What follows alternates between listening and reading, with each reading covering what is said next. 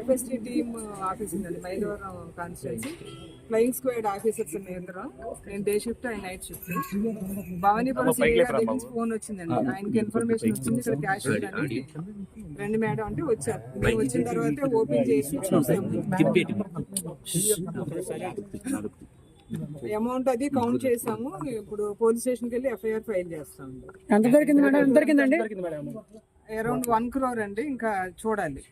అంటే చూడాలంటే ఇప్పుడు ప్రెసెంట్ పూర్తిగా స్థాయిలో ఏమి కౌంటింగ్ చేయలేదండి. మొత్తం చెక్ చేసాం, కౌంట్ చేసామండి, కౌంట్ చేసాం.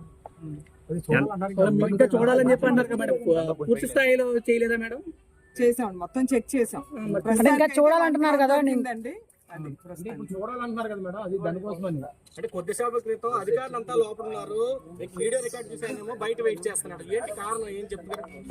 ఎవరు వీడియో రికార్డ్ చేశారు? ఇందాక వీడియో రికార్డ్ చేశాను, బయటకు వచ్చి చాలాసేపు నిలబడ్డారు. మీరేమో అధికారులు లోపల డోర్ వేసుకున్నారు. మళ్ళీ మేము గట్టిగా అడిగితే అప్పుడు ఆయన లోపలికి వెళ్ళిన పరిస్థితి. వీడియోగ్రాఫరా?